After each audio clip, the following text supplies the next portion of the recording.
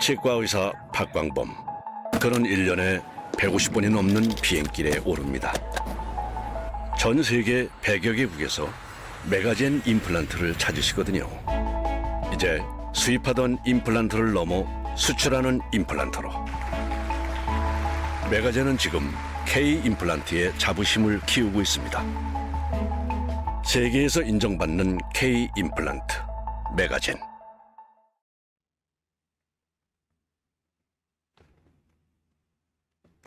안녕하세요. 오늘 저녁 또 여러분과 함께 우리 치신보 TV와 함께 이렇게 1시간쯤 재밌는 또 노하우를 나눌 수 있게 되어서 영광이라고 생각합니다. 박광범입니다. 오늘 말씀드릴 것은 아트로픽 틴리지에 대한 솔루션인데요. 이미 사실 작년부터 제가 쭉 많은 강의와 또 라이브 서지를 통해서 보여드리긴 했습니다만은 아직도 좀 궁금해 하시는 분들이 있어서 오늘은 그것을 조금 더 간략하고 또 직설적으로 좀 꾸몄다고 보시면 되겠습니다. 제가 1985년도에 치과대학을 졸업했거든요. 그래서 올해까지 거의 이제 40년 차 이제 임플란트를 하고 있는 그런 경력이 되었습니다. 정말 그 기간 동안에 한국의 임플란트가 또 세계 임플란트가 엄청난 발전을 이루어서 우리가 상당히 어렵다고 생각했던 여러 가지 본 디펙들이 많이 극복이 됐습니다만은 아직도 우리가 틴리지는 좀 쉽지 않은 그리고 참 스트레스를 많이 받는 그런 케이스라고 할 수 있겠습니다. 그래서 이런 것을 어떻게 처리하느냐 하는 것이 사실은 제일 큰 문제였죠. 그래서 대개는 우리가 GBR 또는 본그래프트를 할 수밖에 없었죠. 이걸 하지 않고는 임플란트를 할 수가 없고 안 하거나 아니면 이 테크닉을 쓰거나 이 두 가지 옵션밖에 사실 없었습니다. 이렇게 칼같이 얇은 경우가 아니더라 하면 조금 본이 있다. 이런 경우에는 우리는 대개 이렇게 얇은 미니 임플란트 이런 걸 사용하게 되죠. 대개 3mm나 또 3.5mm 이내에 가는 임플란트를 사용했었습니다. 하악에서도 마찬가지죠. 하악에서도 이렇게 틴리지가 있게 되면요. 역시 본그래프트를 GBR을 하든지 아니면 리지 스플릿을 해서 임플란트를 식립을 하게 됩니다.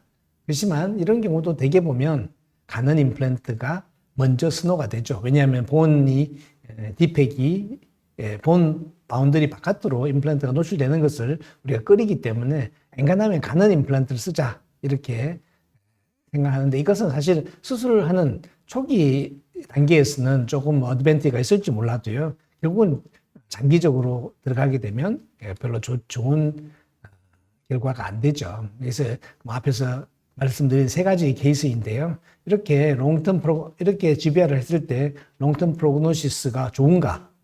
비교적 이 케이스처럼 11년이 지났습니다만 잘 유지되는 이런 경우도 있습니다. 그런데 정말 이렇게 멋지게 GBR을 했음에도 불구하고 한 4, 5년 지나서 본이 내려가기 시작하면서 그때부터 페리임플란타이티스가 생기고 스트레스가 쌓이고 환자분이 치과에 들어오실 때마다 이제 좀 스트레스를 받죠. 깜짝깜짝 놀라고 그런 게 있습니다. 이게 잘 돼도 뒤에 가서 믿을 수가 없더라 하는 거죠. 또 한편으로는 이렇게 정말 멋지게 리지를 잘 만들어 놓고 결과는 다 좋았는데요. 염증이 생기지는 않았지만 그리고 크레스탈 본 레벨은 그래도 잘 유지가 되기는 했지만 컨투어가 꺼져버리는 이런 경우가 또 있었습니다. 이 다음에 어떻게 되냐 하면요. 이렇게 다 픽처가 노출되는 이래서 결국은 제거할 수밖에 없는 그런 또 일도 많이 생겼죠. 우리가 참 이런 것도 실망스러운 일이 아닐 수가 없었습니다.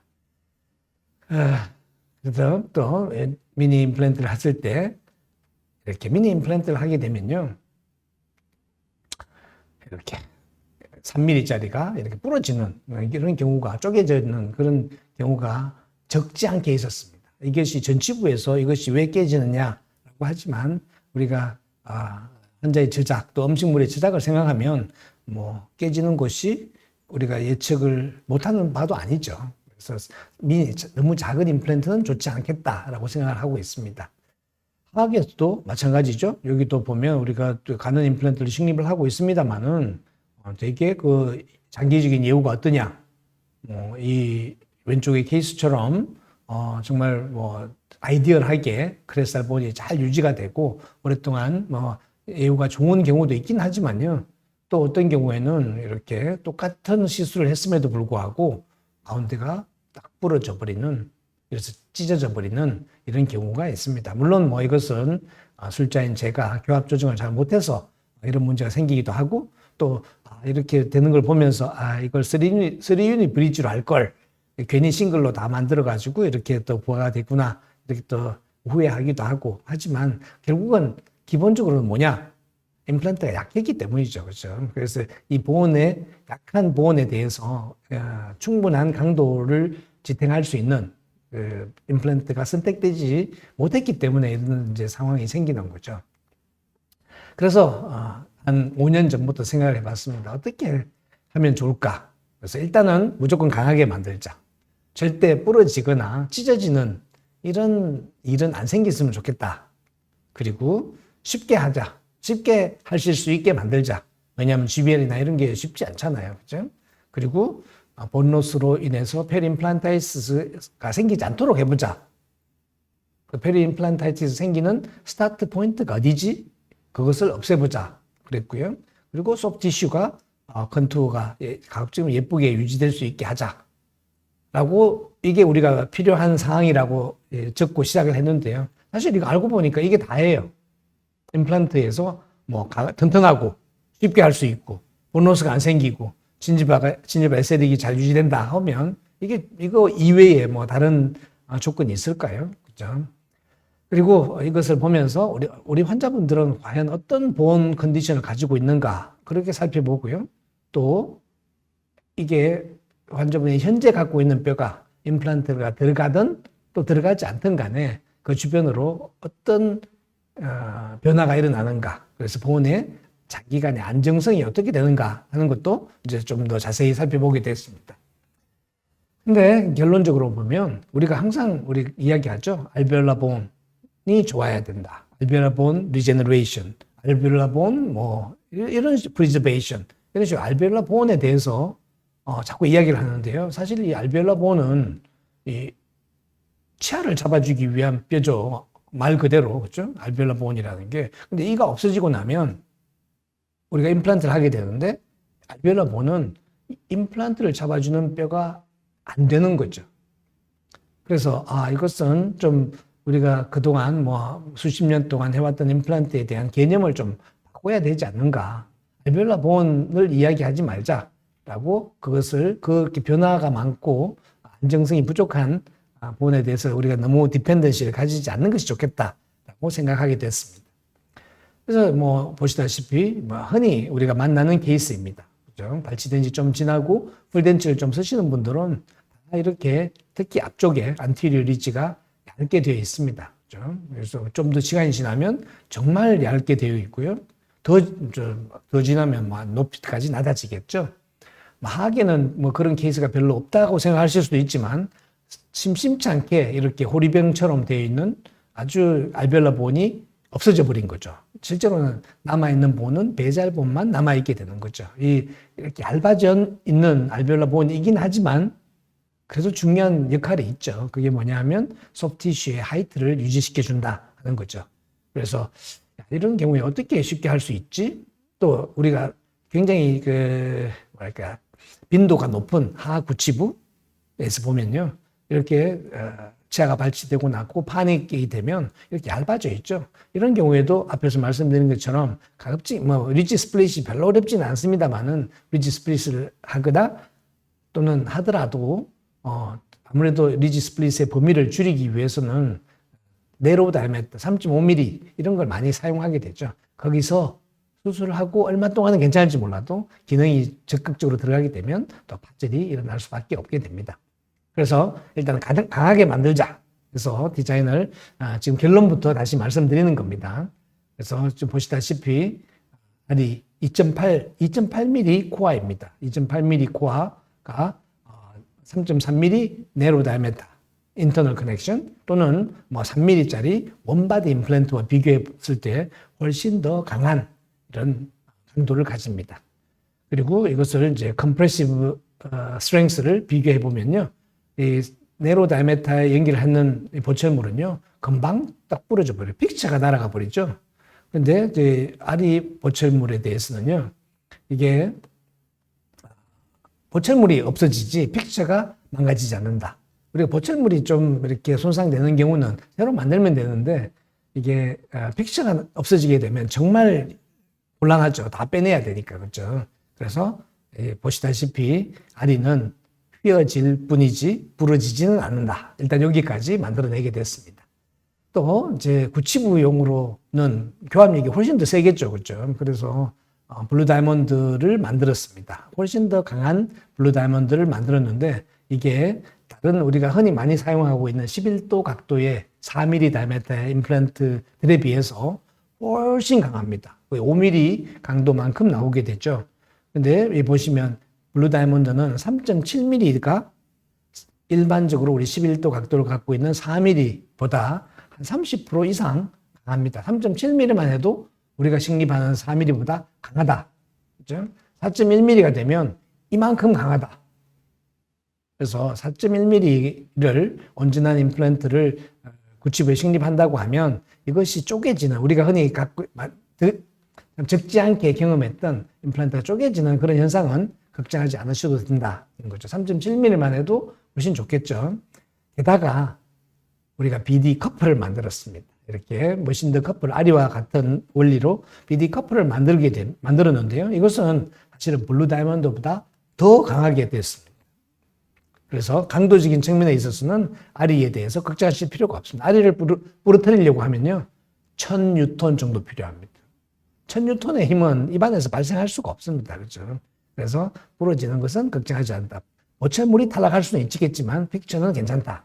구치부의 BD 커프는 3.7mm만 해도 4mm보다 40% 정도 더 강하다. 이렇게 일단은 강도에 대해서는 믿음을 가지셔도 되겠습니다. 이러면서 이제 시술에 대한 의구심을 이제 가지게 됐습니다. 이제 임플란트는 이렇게 강하게 만들었다. 그 다음에 우리가 왜 이런 행위를 하는가? 우리가 배웠기 때문에 하는 거죠. 우리 선생님이, 우리 교수님들이 그렇게 하라고 했기 때문에 그대로 따라하고 내 손에서도 그것이 이루어지는구나 라고 생각하면서 기뻐하면서 또 그렇게 실수를 반복해 왔던 거죠. 근데 이렇게 신 리지에서 왜 GBR을 하는가? 그 근본적인 질문을 던져보는 겁니다. 왜 우리가 GBR을 하지? 목적은 하나죠. 뼈를 잘 만들기 위해서. 뼈를 만들기 위해서. 뼈를 왜 만들지? 임플란트를 튼튼하게 하기 위해서. 안정적으로 있어야 된다. 이 말이죠. 그렇죠? 그래서 얼만큼 있어야 돼? 하니까 보통 1.8mm, 2mm 또는 4mm. 닥터 그룬더는 4mm 정도 있어야 된다. 이렇게 이야기를 하고 닥터 스프레이는 2mm 정도 있어야 된다. 그래야지 본 로스가 안 생긴다. 라고 이야기를 해왔죠. 이 숫자들이 우리 머릿속에서 아주 강하게 잡혀 있는 거죠. 그렇기 때문에 언제나 GB를 할 때 이것이 수축이 일어난 다음에 리모델링이 일어난 다음에 이 정도 본이 남아있을 수 있도록 그렇게 디자인을 하고 본 오그멘테이션 하는데 사실 이 정도 2mm를 남기려면요. 최소 4mm는 만들어야 됩니다. 거의 30-40% 흡수가 된다고 봐야 되기 때문에 4mm 두께를 임플란트의 플랫폼 레벨에서 만들려고 하면 제일 어려운 게 뭐죠? 소프티슈 매니지먼트가 어렵습니다. 그렇죠? 그래서 릴리징 인시전을 넣고 이것을 당겨서 슈트하는 것이 가장 큰 문제이고 이거 벌어지지 않도록 만드는 것이 제일 큰 기술적인 어려움이라고 할 수가 있겠습니다. 뼈가 있긴 맞는데요. 우리가 이거 사용하는 임플란트 때문에 디자인 때문이 아닌가? 라고 제가 다시 의심을 하기 시작했습니다. 우리가 쓰는 임플란트 디자인은 대개 이런 형식입니다. 그렇죠? 이런 모습을 갖고 있는데 이렇게 나사가 탑까지 있으니까 이 나사가 위치한 임플란트의 탑을 리지의 탑에다 위치시키니까 거기에 안 그래도 얇은데 거기서 또 라비알 쪽으로 2mm가 더 되는 그러니까 좀 더 몇 mm를 만들어야 되죠? 사실은 라비알 쪽으로 2mm지만 여기에 한 3.5mm짜리 임플란트를 식립하게 되면 한 7, 8mm 정도 뼈를 라비알로 만들어야 되지 않을까요? 크레스트 위치에서. 이것은 누가 해도 굉장히 어려운 일입니다. 그렇죠? 그래서 정말 이 기술이 너무 어렵고 또 컴플리케이션도 많고 그래서 안 하시는 분도 많고 제가 가장 많이 리퍼를 받는 환자분들의 부류가 사실 다 이티니티였습니다. 그래서 생각하기에 지별 안 해도 되는 그런 임플란트 디자인으로 바꾸면 안 될까라고 생각을 하게 됐습니다. 그리고 또 하나의 전치부에서 우리가 매일 하고 있는 것이 전치부 이미디어트 임플란테이션이죠. 거의 뭐 누구나 다 하실 겁니다. 근데 이렇게 되면 어떻게 되죠? 우리가 3mm 미래의 진지발 레벨에서부터 3mm 깊이 식립을 하고 또 발라탈 쪽으로 2mm 들어가라. 이 숫자를 아직도 우리가 머릿속에 갖고 있죠. 그렇죠? 근데 저도 이렇게 배웠습니다. 그래서 지금도 습관적으로 환자를 보다 보면 이 숫자를 따라가고 있습니다. 근데 이것은요, 제가 30년 전에 공부할 때, 우리 선생님들로부터 배울 때, 익스터널 헥스 커넥션을 썼거든요. 그 임플란트를 썼는데, 그때에 있었던 이야기죠. 지금은 아니죠. 그죠? 왜 그때 익스터널 헥스 커넥션을 하면서, 왜 3mm냐? 그 이상 내려가면 안 돼. 라고 했던 것은요, 익스터널 헥스가 갖고 있던 바이올로직 위스 때문이죠. 그래서 이런 바이올로직 위스는 임플란트를 깊이 식립하면 할수록 뼈가 더 내려가 버리죠. 그러니까 깊이 심어봐야 no advantage입니다. 그렇죠? 근데 지금은 우리가 인터널 커넥션으로 다 들어오면서 훨씬 그 바이올로지컬 위트가 작게 만들어지게 됐습니다. 그래서 지금은 이게 아니라 4mm 이상. 그죠? 그리고 팔라탈 쪽으로, 최대한 팔라탈 쪽으로 식립을 해야 된다 하는 것이 우리 토마스 링케비시우스가 이야기하는 제로 본로스 컨셉입니다. 적어도 4mm 두께의 소프티슈 실링이 있어야지 본이 밑으로 에피칼 페리임플란트까지 생기지 않는다 하는 것이 기본이죠. 그래서 4mm라는 것을 우리 머릿속에 3mm에서 4mm로 숫자를 바꿔야 되는 거죠. 또 다시 행위 자체에 대한 또 회의입니다. 그렇죠? 예, 제가 배울 때만 해도 immediate implant placement를 하게 되면 이게 리지 컨투어를 잘 유지할 수 있다라고 이야기를 했거든요. 그런데 그게 언제 accept 됐냐면 2000년도 초반에, 그러니까 90년도 말, 2000년도 초반부터 전치부 또는 small socket, 소구치까지의 작은 소켓에서는 immediate implant placement를 해도 딜레이드 하는 것과 차이가 없다라는 것이 이제 결론이 내려졌습니다. 그 뒤에 한 10년 동안 과연 우리가 이야기했던 이 소켓 프리저베이션이 진짜 되는가, 리지 컨디션이 잘 유지가 되는가에 대한 또 디베이트가 한 10년 동안 더 있어 왔습니다. 네, 이제 브라질을 중심으로 한 라틴 아메리카의 닥터들은 우리가 이미디어트 플레이스먼트를 하면 이 디멘저널 체인지를 방지할 수 있다라고 했고요. 그렇지만 유럽 쪽에서는 우리가 할 수 없다라고 했는데요. 결론은 어떻게 됐냐? 2010년경에 들어오면서 우리가 이미디어트 임플란트 플레이스먼트를 해도 리지 디멘전이 잘 유지될 수 없다라는 것이 이제 결론이 났습니다. 그러니까 이런 소켓에서 임플란트를 이렇게 식립한다 하더라도, 그죠? 이 앞쪽에 있는 라비알 본, 특히 라비알 알베올라 본이 흡수되어 버린다 하는 거죠. 이렇게 드라마틱한 리셉션이 언제 일어난다? 되게 보통은 이거 아무것도 본그래프트를 하지 않으면 6개월이면 없어지겠지만 우리가 본그래프트를 하고 하죠. 패킹을 하고 해도 5년, 제 경험에서는 5년 정도 지나고 나면 한 50%의 케이스에서 이렇게 본이 얇아진 것을 볼 수가 있었습니다. 그래서 하나의 예입니다만은 25번 때문에 제가 치료를 해드리게 됐는데요. 24번은 오래전에 다른 원장님께서 하셨습니다. 근데 이 플랩을 디프레션이 있어서 열어보니까 이렇게 플랩이 이렇게 앞에 보면 라비알 본이, 버칼 본이죠. 다 없어져 버렸죠. 이분 앞에 있는 그래프트 머티리얼을 봐서는 틀림없이 이미디어트 플레이스먼트를 하셨죠. 그리고 본 패킹을 하셨는데도 이렇게 했음에도 불구하고 라비알 본은 다 없어진다는 거죠. 또 위에 있는 케이스는요, 제가 5년, 이 플랩을 열기 한 5년 전에 이미디어트 플레이스먼트를 했던 케이스입니다. 그래서 그때는 알로그래프트를 썼거든요. 근데 알로그래프트는 좀 더 빠른 섭수를 보이죠. 그렇기 때문에 5년 뒤에 보니까 라비알 본이 싹 다 없어져 버렸습니다. 이런 케이스 아니더라도 아마 여러분들이 5년 전에 이미디어트로 했던 케이스를 한번 쭉 CT를 찍을 기회가 있을 때 한번 리뷰를 해보시면요. 정말 많은 경우에 이렇게 라비알 본이 대단히 얇아져 있거나 거의 익스포즈 되어 있는 경우가 많을 겁니다. 왜 이런 일이 생길까요? 자, 우리가 조셉 칸, 로마린다 대학의 조셉 칸 교수님의 이런 참 중요한 논문 하나는 기억하셔야 되겠습니다. 상학 전치부가 알베올라 본에 어떻게 위치하고 있느냐, 해서 라비알 쪽에 있느냐, 중간에 있느냐, 링괄 쪽에 있느냐, 이것을 클래시피케이션을 했던 거죠. 그런데 라비알 클래스 1이 81% 정도 됩니다.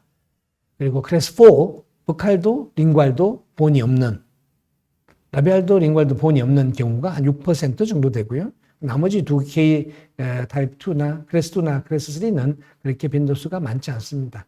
80% 넘는 경우니까 클래스 1이 머조리티다 이렇게 생각하시면 되겠죠. 여기다 1을 빠지게 되면 어떻게 되죠?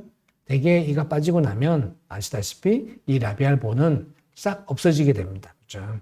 아무것도 안 했다고 하면 여기다가 우리가 본그래프트를 하면 다소 딜레이는 되겠지만 어떤 본그래프트를 하든지 간에 이 라비알 본은요 없어집니다. 그래서 이런 상태에서 우리가 임플란트를 하는 경우도 있을 것이고, 근데 제가 말씀드렸죠. 여기다가 보바인 본을 패킹한다든지 이렇게 해봐야 어차피 라비알 본은 없어진다라고 생각을 해야 되거든요. 그래서 지금 미래에 생길 이런 변화까지 우리가 감당을 한다면 이미 없어졌다라는 생각 속에서 임플란트를 하는 것이 10년 뒤, 5년 뒤, 10년 뒤에 예후에 있어서 훨씬 더 좋지 않을까 그렇게 생각을 합니다. 그렇죠?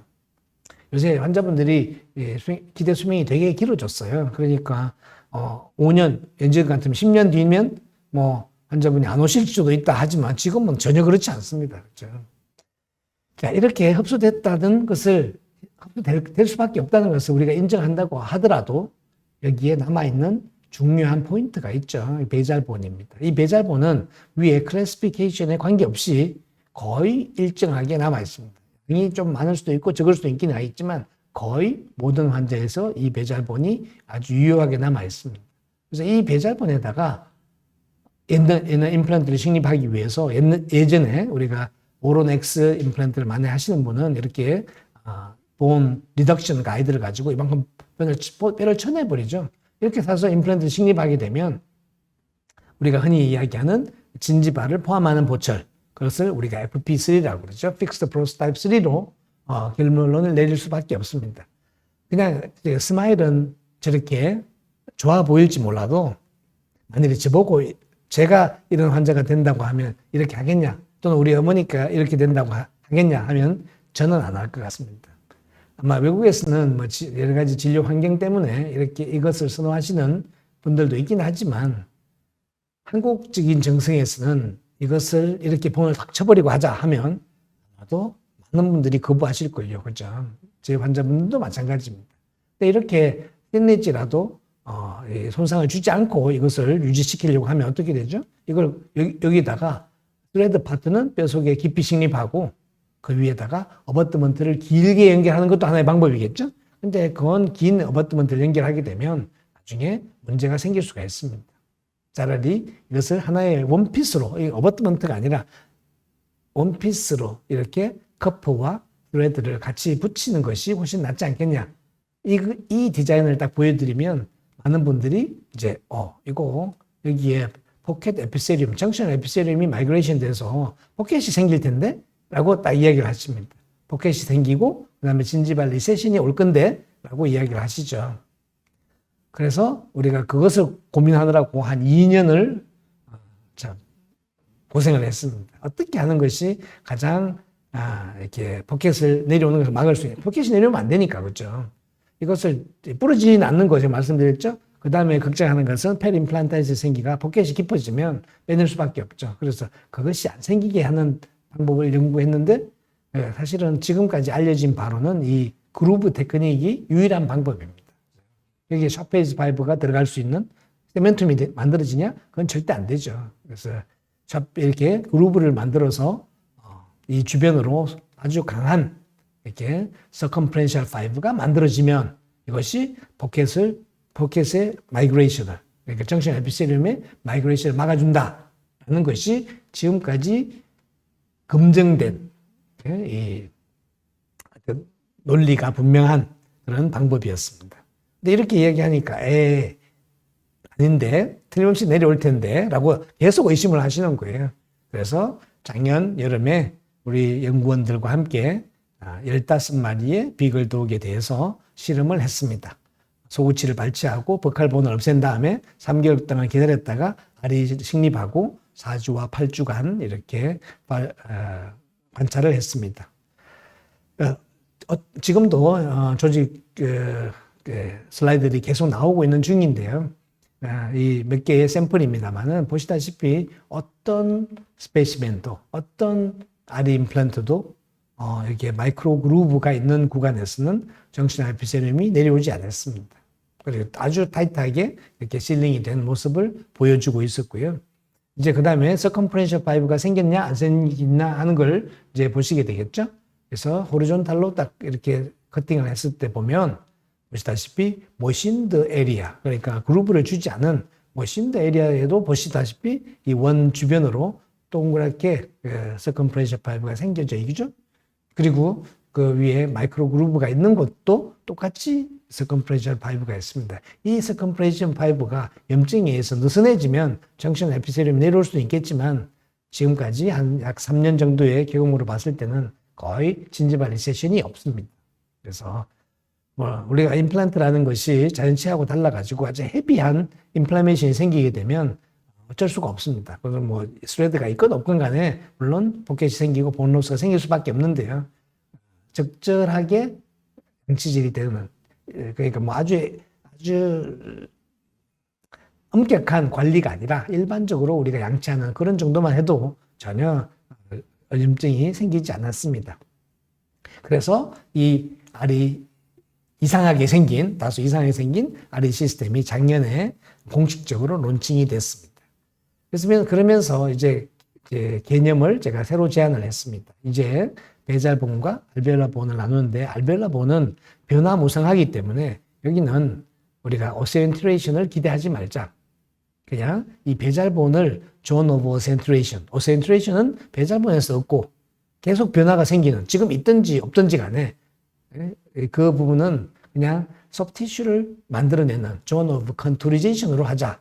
이렇게 두 가지 단어를 만들고 존을 분리하고 실수를 하다 보니까 아주 재밌는 그리고 굉장히 프레딕터블한 결과를 얻을 수 있었습니다. 이게 22년 5월 달에 했으니까요. 벌써 한 2년이 이제 꼬박 2년이 지났습니다. 그렇죠? 그래서 이런 분이 리퍼가 됐습니다. 양쪽에 상악동 그래프트를 다 하셨고요. 이만큼 많은 임플란트를 식립하고도 저한테 리퍼한 이유가 뭐냐? 이렇게 전치부가 얇게 되어 있기 때문이죠. 여기서 GBR을 해주세요라는 주문이었습니다. 그래서 임플란트를 해주세요 하는 건데 쉽지 않죠. 물론 할 수는 있습니다. 그죠? 테크닉이긴 하지만 지금은 할 필요가 없죠. 그래서 이 아리 임플란트를 식립을 했는데 오른쪽은 약간의 뼈가 있어가지고 거의 스레드가 다 노출되지 않았고요. 왼쪽은 20번 때는 이렇게 보시다시피 노출이 됐습니다. 근데 일반적인 우리 임플란트를 했으면 이게 3.2mm 밖에 안 되거든요. 3.2mm인 상태에서 이렇게 노출되면 앞으로 얼마를 더 만들어야 되죠? 앞으로 4mm를 더 만들어야 되겠죠. 그래야지 2mm가 남을 거니까 적어도 5mm 정도 본을 이렇게 쌓아 올린 다음에 멤브레인을 쓰고 소프티슈를 이렇게 한 다음에 최소한 몇 달 기다려야죠. 대개 한 4개월 정도는 기다려야 되겠죠. 또 그 다음에 세카도피를 하고 그때부터 템퍼를 만들고 뭐 등등등 이제 과정이 지금 우리가 하고 있는 그런 시술이죠. 근데 여기에 이렇게 고정이 잘 되고 그리고 워신드 서피스만 노출됐잖아요. 이것은 딥팩이 아니죠. 그렇기 때문에 딥팩이 아니면 뭐다? 고정이 잘 되고 딥팩이 아니면 템포러리가 즉시 만들어질 수 있다는 거죠. 아주 전치부에서도 큰 어드밴티지가 되겠습니다. 그래서 그 다음에 이제 마지막에 컨투리제이션이라고 했죠. 서브스티튜 컨투어가 꺼져 있기 때문에 이 컨투어를 부드럽게 만들어주는 것이 굉장히 중요하죠. 그렇죠? 치아는 예쁘게 만들어졌는데 잇몸이 쭉 안으로 들어가 있으면 안 좋으니까요. 그래서 여러 가지 테스트를 했습니다. 여러 가지 본그래프트 머티리얼을 20번 때 보면 이거 GBR 아니냐 하지만 원래 이게 본을 만들려고 하면 이 정도 가지고 안 되죠. 훨씬 더 4mm, 5mm 쌓아야 되는데 그게 아니라 그냥 메탈의 그 그레이 컬러가 진지발을 통해서 빛이 보이지 않도록만 이제 가려주는 그런 정도만 해주는 거예요. 평탄화 작업을 한다 이렇게 보시면 되겠습니다. 그래서 주철을 하고 바로 전치부의 템퍼럴을 바로 만들어 줬습니다. 이게 수술 후의 모습이죠. 아까 다이어그램에서 보여드린 것처럼 이 나사 부분은 배잘본에 Zone of Oscillation, 그 다음에 윗부분은 Zone of Contourization. 그래서 이렇게 2개월 후에 로딩이 들어갑니다. 본 디펙이 아니었잖아요. 본 디펙이 아니면 지금 우리가 사용하고 있는 특히 우리 엑스피드 같은 표면 처리는요, 2개월이면 충분히 오센트레이션이 됩니다. 아주 뭐 큰 본 디펙이 있거나 그렇지 않으면 그 이상 기다릴 필요는 없죠. 8주, 저는 대개 8주를 합니다. 본이 되게 속다 하면 어떤 경우에는 10주, 뭐 12주 이렇게 기다리긴 합니다만은 어지간하면 8주에 이제 이렇게 됩니다. 이렇게 소프티슈가 힐링이 됐고 그 위에 보철물이 이렇게 만들어졌습니다. 그래서 그 2개월에 이미디어트 로딩에다가 2개월 후에 이렇게 보철물이 만들어지게 되는 거죠. 이게 5개월째의 사진이고요. 그리고 최종 보철물이 들어간 이후에 이런 CBCT이고요. 뭐 다를 게 없겠죠. 그리고 소프티슈 컨디션 이런 상태이고요. 물론 이거보다 좀 더 올라오면 좋긴 한데요. 지금은 이렇게 컨투어가 이렇게 많이 꺼져 있는 경우에는 저는 O6 볼륨X를 2장을 갑니다. 그러면 소프티슈가 4mm 두께로 더 증가하거든요. 그래서 훨씬 더 그냥 어떤 GBR을 쓰는 것보다 소프티슈 컨투어리제이션에 도움이 되는 것 같습니다. 7개월이 지난 상태이고요. 뭐 보시다시피 뭐 진지바 괜찮습니다. 이분은 50대 중반의 여성분인데요. 치아가 아주 안 좋죠. 이런 50대 중반에 이런 상태가 되면요, 치과에 대한 불신이 상당히 큽니다. 그래서 이거 치과 의사들이 잘못해서 이런 내이가 이래 됐어라고 원망도 많이 하시죠. 이런 분들이 오셨는데요. 이분은 뭐 이런 경우에 우리가 할 수 있는 것은요, 구치부 오그멘테이션 하지 않으면 저는 오론 5 또는 오론 6 합니다. 멘탈 포라멘 양쪽에 확인하고 플랩을 열어서 양쪽에 멘탈 포라멘 확인하고요. 그것을 기준으로 해서 2개의 이렇게 경사진 임플란트를 식립을 하죠. 30도 정도 각도를 주시면 됩니다. 30도 정도 각도를 주시면 됩니다. 그러니까 30도가 얼만큼이죠?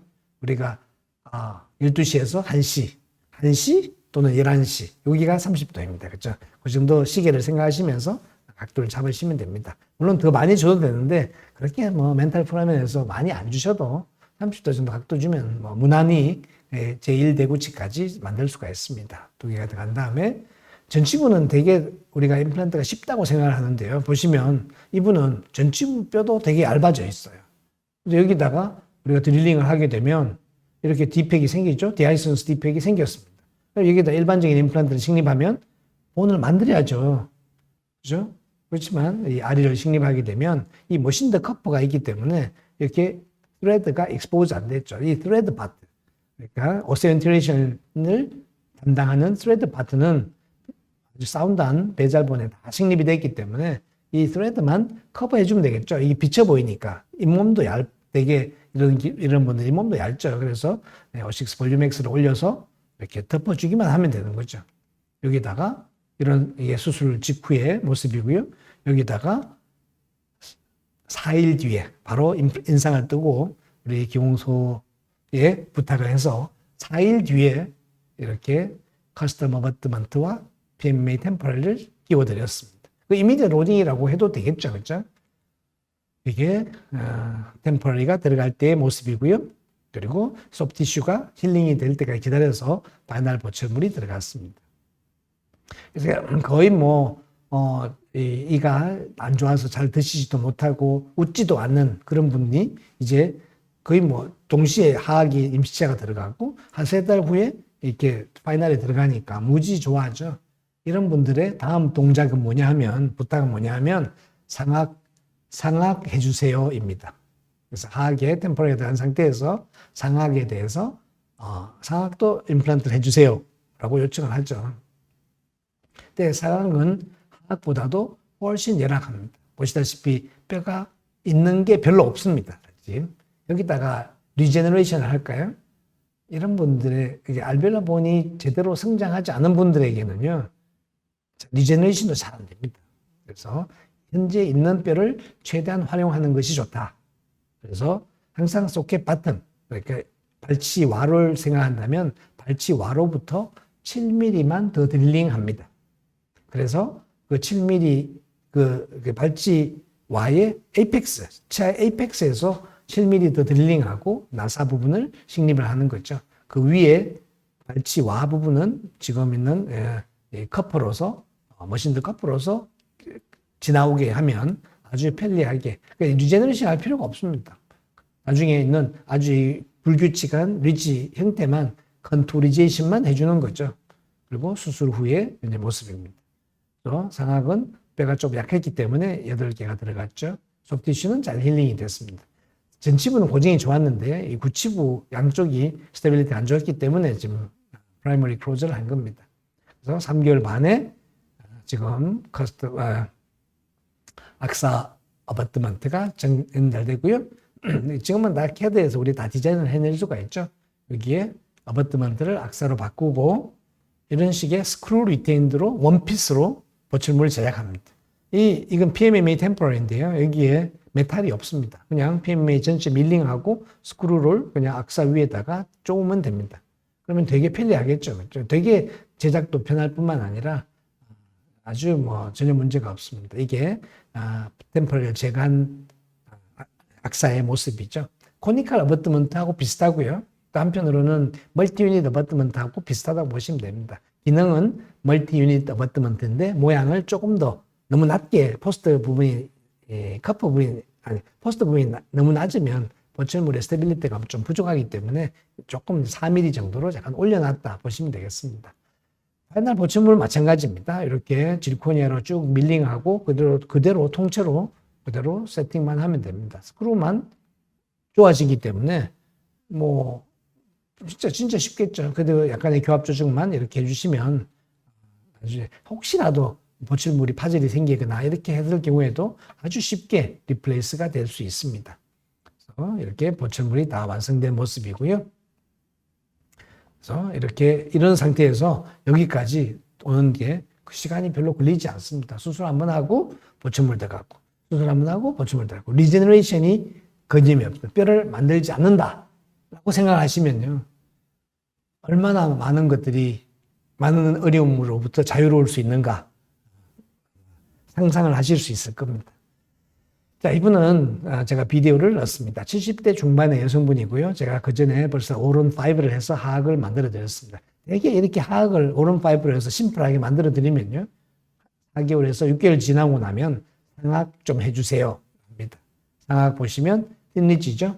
근데 여기는 몇 개를 할까요? 대개는 한 6개 정도 하면 되겠죠. 또는 8개, 환자분하고의 이제 행평에 따라 많이 들어가면 더 좋긴 하겠죠. 그래서 여기서 드릴링을 합니다. 드릴링을 어디로 드릴링 하냐면 요 위치를 기억하셔야 됩니다. 약간 팔라탈입니다. 이제 약간 팔라탈 쪽으로. 라비알 쪽으로 우리가 라비알 본이 없어졌다고 우리가 자꾸 사실은 라비알 본이 없어지죠. 그래서 우리 이 라비알 본이 없어지고 나니까 우리는 라비알 쪽으로 임플란트를 식립하고 거기다가 라비알 쪽으로 뼈를 만들어야 된다고 생각을 하고 있습니다. 그것도 역시 perception이죠. 우리가 갖고 있었던 지식 또는 어떻게 배운 그것을 그냥 그대로 생각하는 건데요. 실제로는 우리는 리제너레이션 하지 않는다입니다. 그렇죠? 그래서 현재 있는 본을 충분히 이용하려고 하면요. 팔라탈 쪽으로 들어가야 1mm 정도 더 팔라탈 쪽으로 가야 됩니다. 그리고 이게 4.5mm인데 본의 덴시티에 따라서 딥스레드거든요. 그래서 약간 더 딥스레드를 선택하면 되는 3.6 정도 드릴링을 한 다음에 식립을 하면요. 이렇게 컨트레드가 본 속으로 쫙 빨려 들어가고 실제로는 코어만 딱 남게 되죠.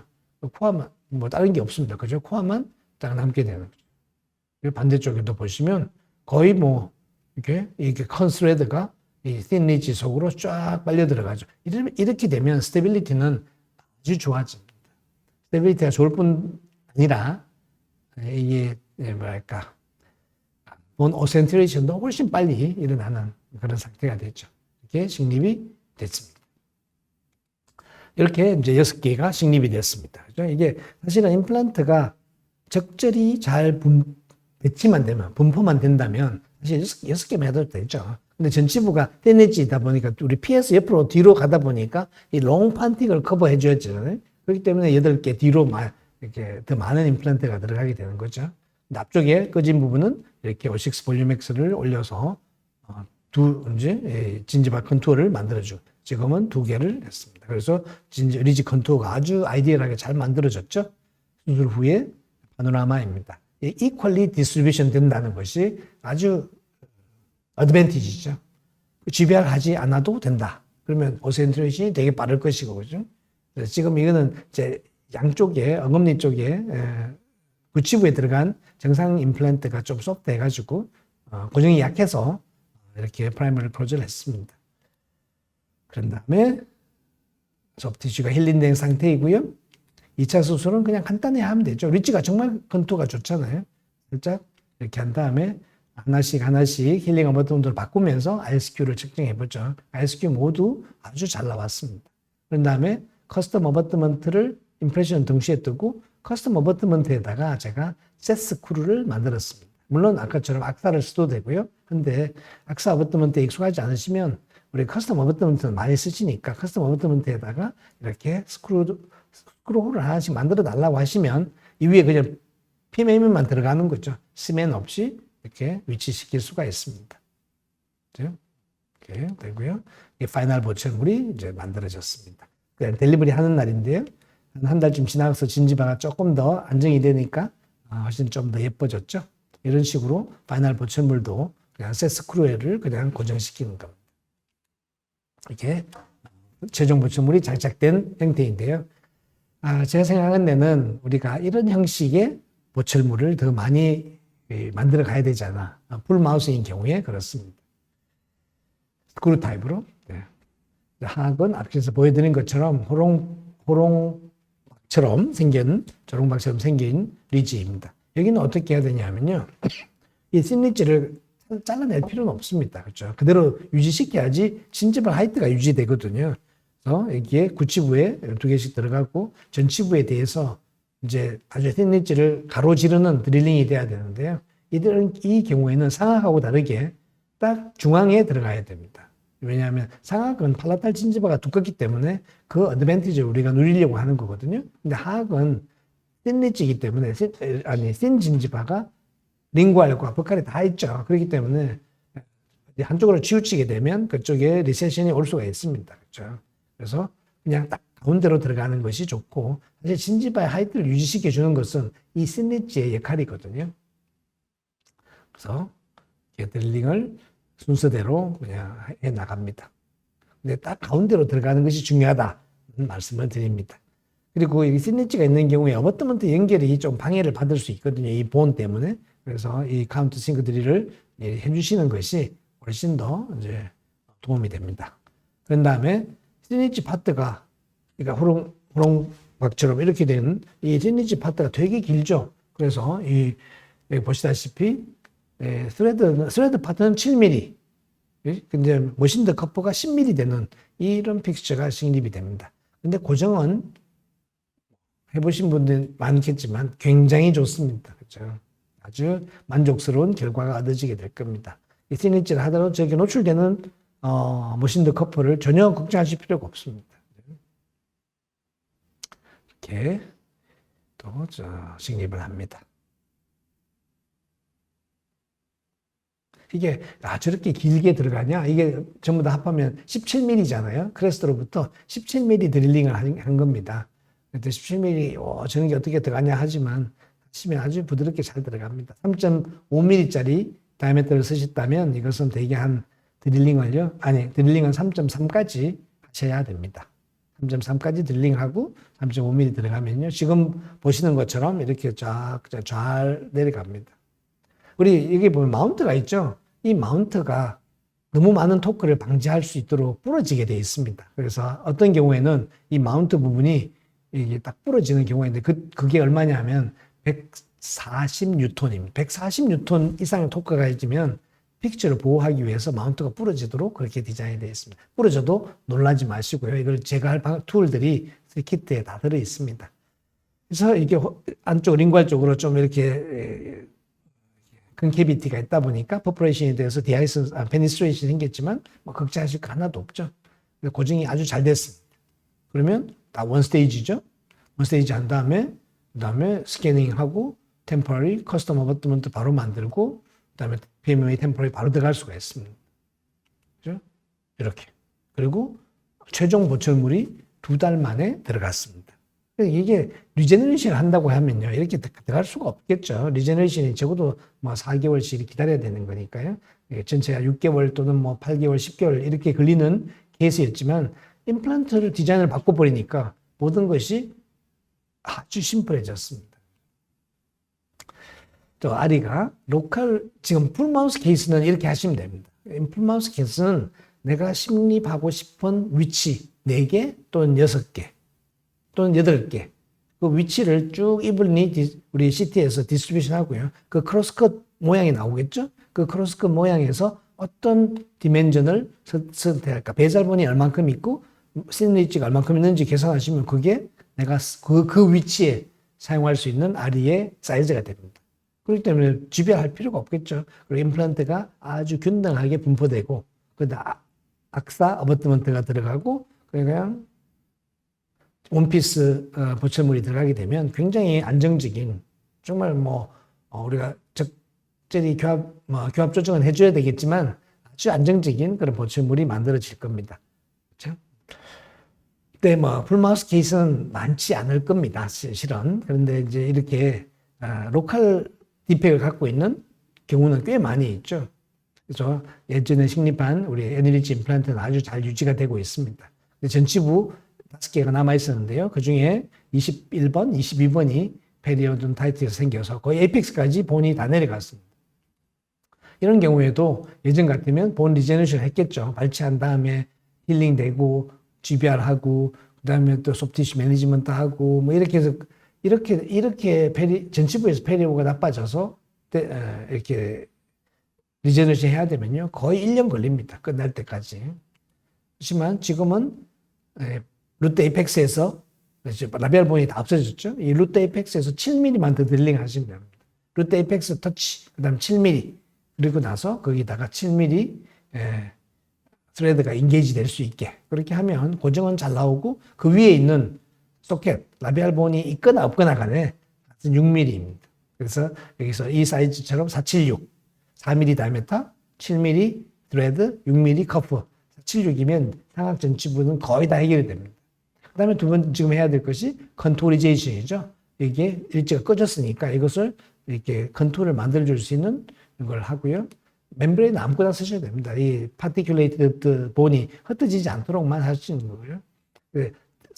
이 디멘전을 유지시켜야 되니까요. 알로그래프보다는 보반이나 또는 이렇게 신세틱이 좋은 것 같습니다. 그리고 슈츠 가볍게 해줍니다.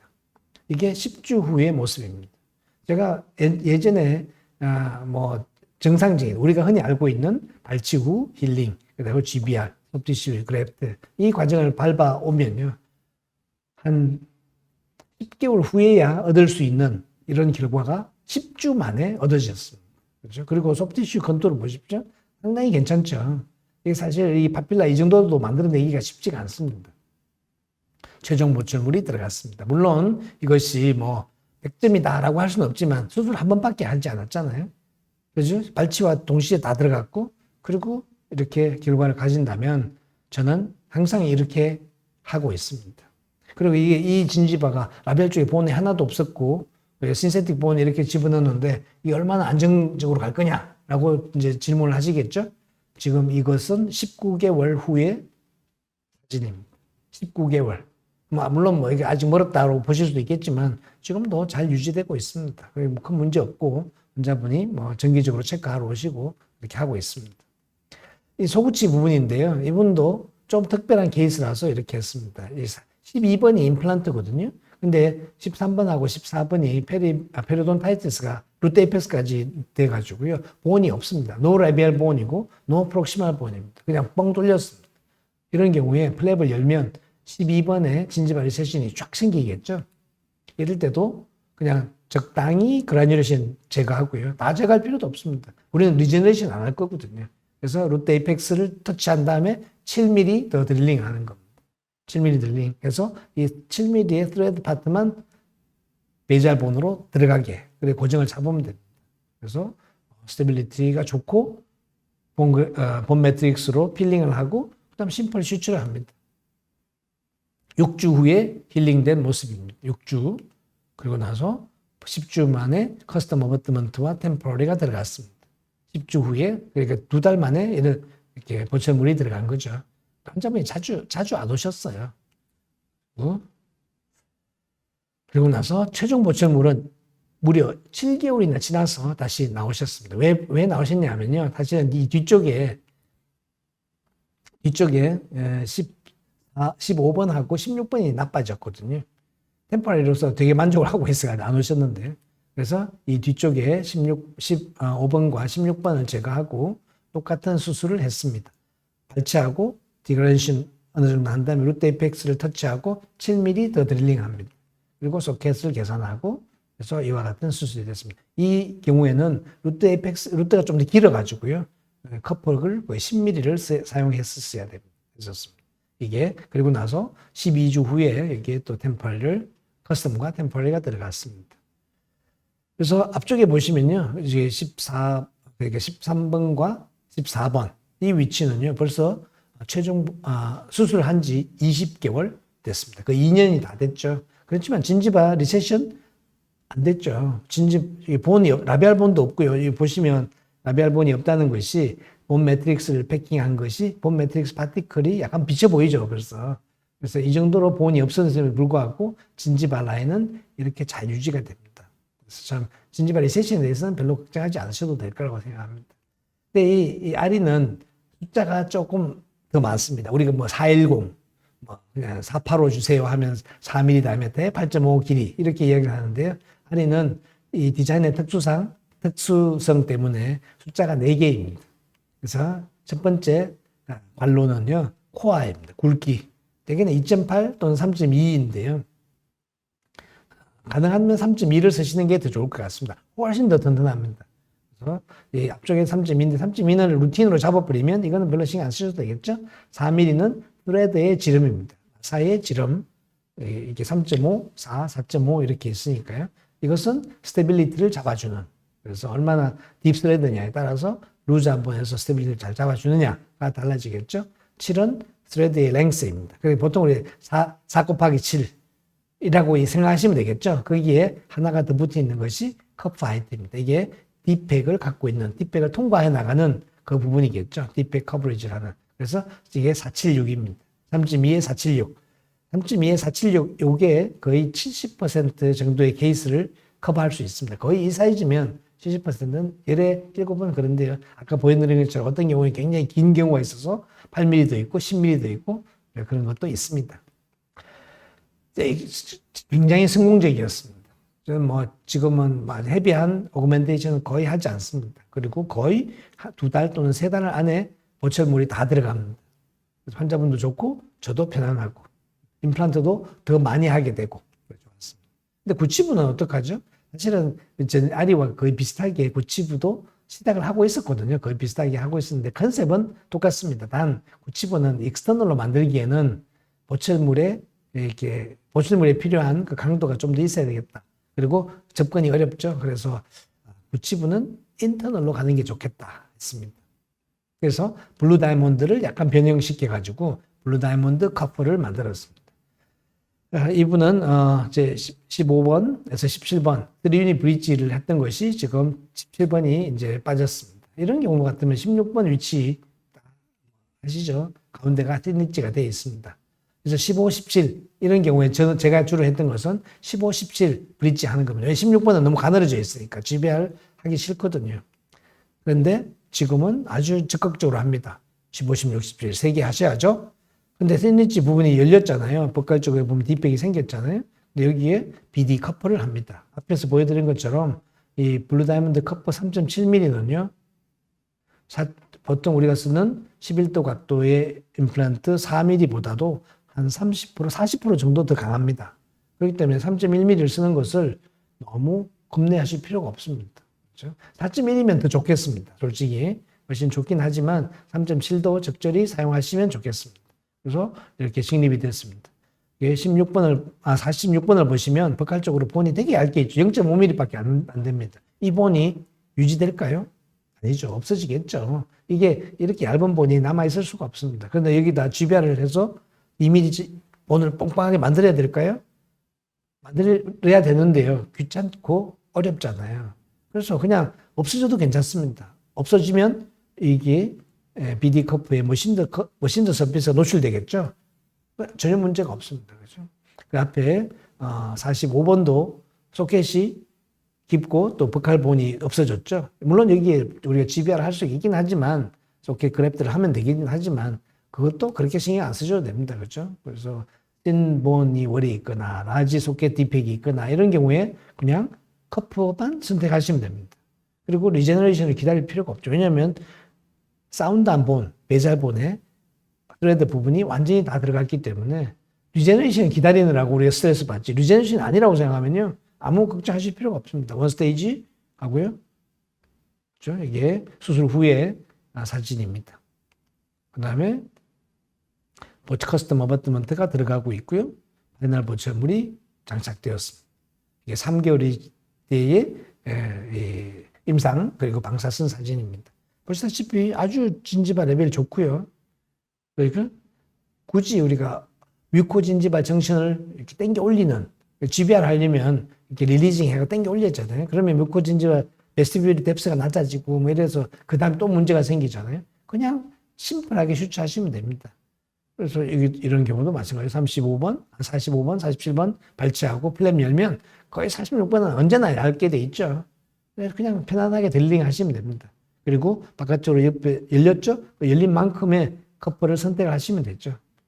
그리고 이렇게 얇아지면 진지바도 얇아져 있죠. 컨투리제이션은 저는 이렇게 오식스 볼륨엑스 2번 딱 접어가지고 씌워놓으면 이게 충분히 진지바가 상태가 좋아집니다.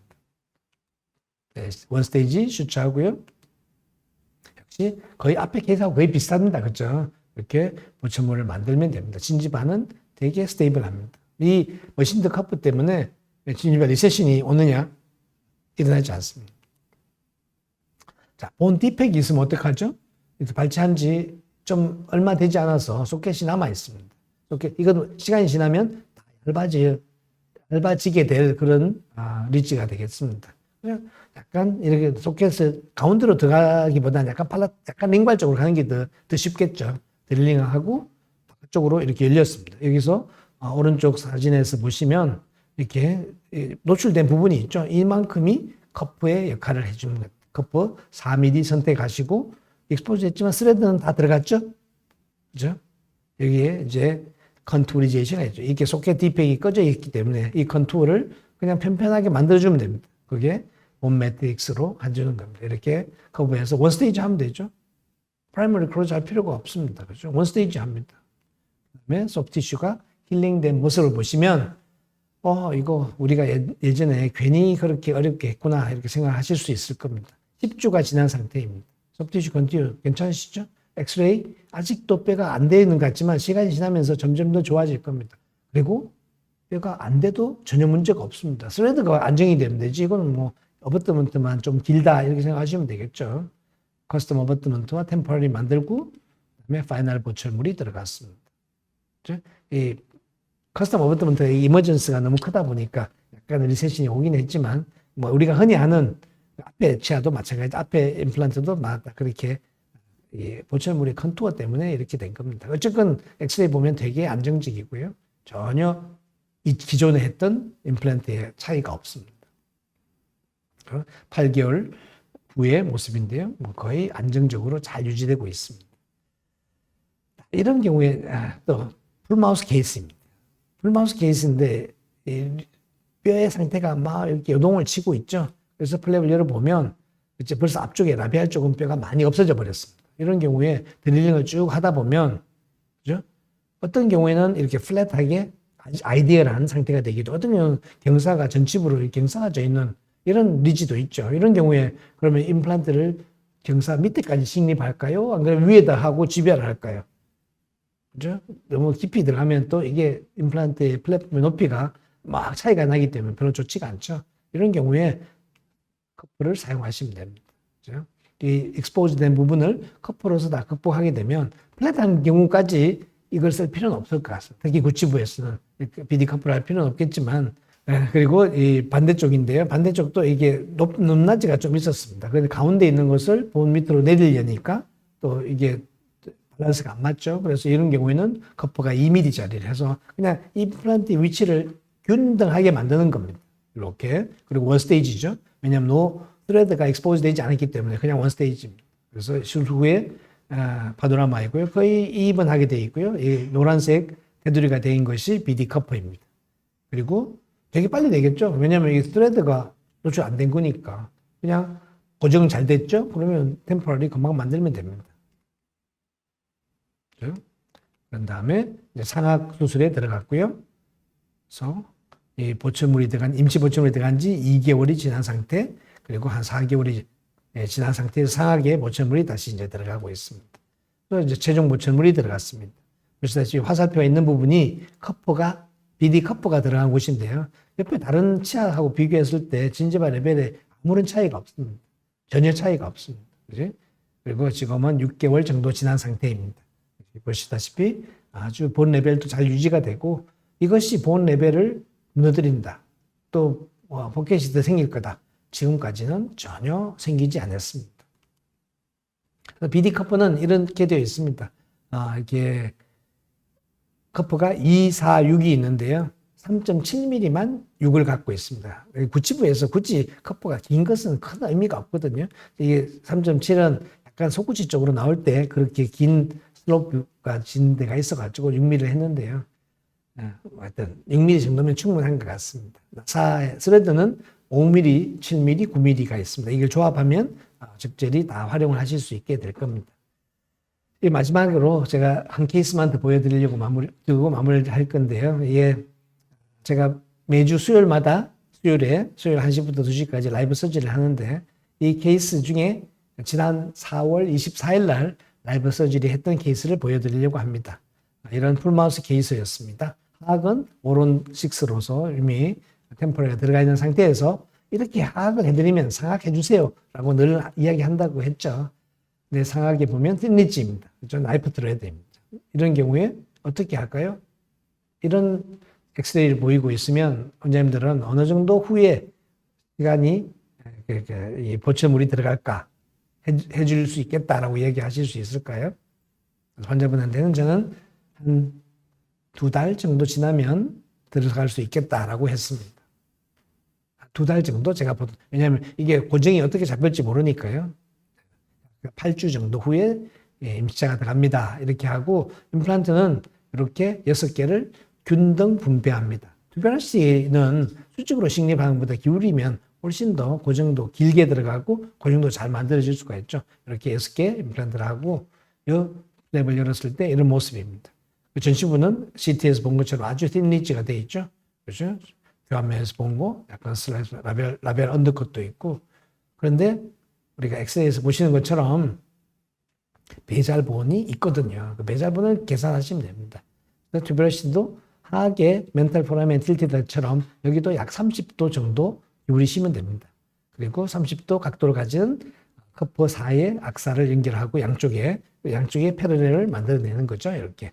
그런 다음에 양쪽에 투베러시티 임플란트가 이렇게 위치를 잡으면 나머지는 이 남아있는 공간을 균등하게 이렇게 배분을 하면 되겠죠.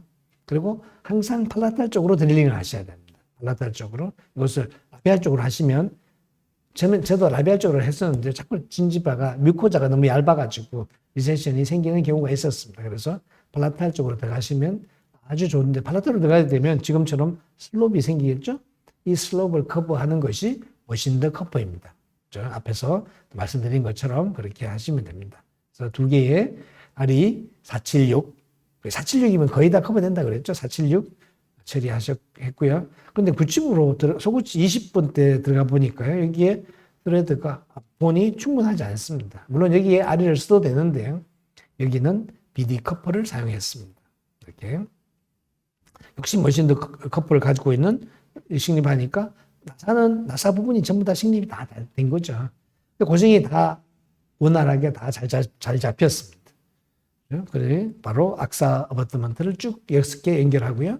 여기에 스캐너블 포스트, 스캔 포스트를 연결시키고 슈처를 했습니다. 그런데 이제 그 앞에 라비알 쪽이 이게 꺼져 있고 디프레션이 있기 때문에 O6 볼륨 X를 이렇게 올리고 잘라서 버리는 게 아니고요. 좀 길면 접어서 약한 곳에 2겹으로 넣으면 이 가운데 부분은 거의 4mm 소프티슈가 만들어지거든요. 그래서 아주 좋습니다. 이게 수술 후의 모습이죠. 거의 균등하게 분포되었다. 되게 재밌습니다. 근데 보정이 참 잘 돼가지고요. 그냥 바로 스캔하고 4월 24일 날 수술하고 직후의 모습이고요. CBCT의 상태입니다. 이렇게 수술 후에 CBCT 보면 그래 임플란트가 이렇게 들어갔구나 하지만 원래 오리지널이 이런 상태였다 라고 생각하시면 한번 비교를 해보십시오. 이렇게 얇은 샌리지에서도 저렇게 들어갈 수 있구나, 저런 고정을 잡을 수 있구나 라는 것을 아실 수 있게 됩니다. 이게 알베올라 본은 컨토리제이션에 사용하고 픽세이션은 오센트레이션은 베이잘본에서 넣는다라는 개념으로 바꾸시면 되겠습니다. 그리고 고정이 잘 돼가지고요. 2주 만에 제가 이렇게 스크루 타입으로 했습니다. 역시 PMMA 원피스로 PMMA 밀링한 다음에 그냥 스크루로 다 쪼아넣은 거죠. 2주 만에 이렇게 템퍼리가 들어갔습니다. 이렇게 샌리지 상태였어요. 지금은 크라운이 좀 길어져서 FP2라고 하죠. 원래 정상적인 치아보다 좀 길지만 진지바가 들어있지 않은 이런 경우는 FP2 본을 커팅하거나 이런 거 전혀 없이 이 정도로 만들어질 수 있다는 거죠. 환자분도 되게 즐거워하고 좋아합니다. 원장님들도 다 좋아하시게 될 겁니다. 메가젠이 갖고 있는 임플란트 라인입니다. 애니리지, 블루 다이몬드, 애니원. 지금은 애니원이 굉장히 많이 사용되고 있지만 블루 다이몬드 유저 좋아하시는 분이 많아지고 있고요. 그래서 애니리지의 변화 준 것이 R입니다. 애니리지 인사이저이고요. 블루 다이몬드의 변화를 준 것이 BD 커퍼입니다. 근데 이 조합이면요. 사실 어떤 경우도 임플란트를 선택함으로써 해결해낼 수가 있습니다. 예전에 정말 제가 GBR을 강의를 한 15년 이상 했거든요. 근데 왜 그랬을까 좀 후회하는 경우도 있습니다. 그래서 임플란트 시스템으로 해결하면 물론 우리가 GBR에 대한 기본 개념은 우리가 숙지하고 있어야 되고 때때로 사용해야 되긴 하지만 예전보다는 그 빈도수가 훨씬 더 줄어든 것 같습니다. 그래서 한 번 더 우리가 루틴하게 해왔던 그런 프로세스를 다시 한번 반성을 해보고 하지 않아도 될 거. 그 논리가 어디서 시작됐는가를 한번 우리가 생각해 볼 필요가 있을 것 같습니다. 그래서 저는 한 재작년부터는 아주 새로 태어난 것 같이 재미있게 임플란트를 하고 있습니다. 여러분들도 더 세고 더 쉽고 그리고 매우 안정적인 새로운 이노베이션을 함께 경험할 수 있기를 바랍니다. 질문해 주셔서 감사합니다. 한두 개짜리 BD 커프 보여달라고 하셨거든요. 그래서 일단은 BD 커프 했던 걸 보여드리려고 그러고요. 이 케이스 보여드릴게요. 지금 보시면 7번입니다. 47번이 치주질환으로 발치가 됐고요. 아직 힐링이 거의 안 되어 있습니다. 버칼본이 완전히 다 없어졌죠. 그래서 이런 경우에 우리가 버칼본을 리제너레이션 시켜야 되겠죠. 그리고 프라이머리 클로즈를 해줘야 되겠지만 이렇게 BD 커프를 했습니다. 스레드 파트가 5mm, 커프가 4mm, 9mm 드릴링을 하고 이렇게 식립을 했습니다. 그러니까 지금 보시면 픽처의 탑은 그 플랫폼 위치죠. 깊이 식립하지도 않았습니다. 그런 다음에 컨토리제이션 해야 되겠죠? 하고 원 스테이지로 했습니다. 이런 상태입니다. 5mm가 강하게 아주 잘 잡혔습니다. 물론 좀 더 긴 걸 식립해도 되긴 하겠지만 제가 일부러 조금 해보는 겁니다. 이 정도만 해도 저는 충분하다고 생각하거든요. 여러분이 아마 경험을 많이 해보셨겠지만 페리임플란타이티스가 있을 때 하악에서 5mm 정도만 뼈가 딱 붙어 있어도 절대 안 빠지죠. 정말 강하게 되어 있습니다. 그러니까 굳이 너무 긴 어센트레이션 구간을 가질 필요는 없을 것 같고요. 그리고 소프티슈 컨투어가 아주 잘 만들어졌습니다. 그렇죠? 그리고 보철물은 이렇게 여기서는 역시 스크루 타입입니다. 여기는 메탈이 들어있죠. 싱글이니까요. 싱글에서 악사를 쓸 수는 없습니다. 악사는 non-악사입니다. 그래서 멀티플 2개 이상인 경우에는 악사가 가능하지만 싱글인 경우에는 여기 싱글로 쓸 수 있는 일반적인 보철, 스크루 리테인드 보철 옵션이 되게 많습니다. 그러니까 그냥 걱정하지 마시고 그냥 하시면 되고요. 보철물의 옵션들은 되게 있습니다. 3월 달에 4개월 됐으니까 지금 한 6개월 정도 지난 상태인데요. 아주 별 문제가 없이 잘 유지가 되고 있는 것 같습니다. 뭐 브릿지 다 되게 많고요. 그렇죠? 이제 그 다음 질문이 이겁니다. 먼저 해주신 것처럼 CR 레이쇼가 커질 것 같다. 싱글인 경우에 괜찮은가? 네, 이게 지금 우리가 1:2를 리커멘드하고 어떤 경우에는 1:4도 되지 않겠나 이렇게 얘기를 하는데요. 제 생각에는 뭐 전혀 거의 문제가 없다고 봅니다. 지금까지 전혀 문제가 없었을 뿐더러 물론 뭐 이게 교합 핵심은 뭘까요? 이거 크라운 루트 레이쇼일까요? 아니면 교합일까요? 저는 그냥 교합입니다. 지금 여기 교합면에 교합 좀 찍힌 것처럼 저는 이런 정도로 이렇게 CO 상태를 만들어 줍니다. 그래서 뭐 환자분이 전혀 식사하는 데 지장도 없고요. 뭐 큰 문제는 없는 것 같습니다. 이게 너무 많은 네로 다이아메터의 짧은 이런 것은 좀 그렇겠지만 이렇게 싱글인 경우에는 4.4의 커프 BD 커프를 사용하시면 픽처의 강도는 충분하고 오센테이션 괜찮고 건투 뭐 거의 괜찮은 것 같습니다. 아직은 통계가 나와 있지는 않습니다. 다음 질문. RE BD 커프가 악사로 시멘리스 보철이 가능하다는 게 흥미롭습니다. 네, 이거 사실은 뭐 R이나 BD 커프가 아니라 어버트먼트죠. 사실은 그 위에 어떤 어버트먼트가 올라가냐에 따라서 멀티유닛 어버트먼트가 올라가면 우리가 지금 멀티유닛을 메탈 없이 하는 경우 많이 있습니다. 그렇죠. 그래서 근데 그게 멀티유닛은 이게 거의 40도가 넘는 각도를 이렇게 갖고 있거든요. 그래서 이게 스크루만 고정시키기엔 좀 약해 보여. 이게 15도 정도로 해서 한 24도 정도의 각도의 유도리가 있습니다. 여유가 있기 때문에 그 정도면 그리고 각도, 앵글을 조절할 수 있도록 만들어져 있어서 풀마우스 어지간하면 정말 어려운 경우는 이제 커스텀 앤드 셋 스크루로 하고요. 어지간하면 그걸로 다 어버트먼트로 다 해결이 됩니다. 그리고 풀로 시멘리스로 하는 거 정말 재밌습니다. 한번 시도해 보시기 바랍니다. 또 다른 질문이 있으신가요? 네. 오늘도 함께 해주셔서 대단히 감사합니다. 또 뵐 수 있기를 바랍니다. 치과계 중심 채널 치해신보 TV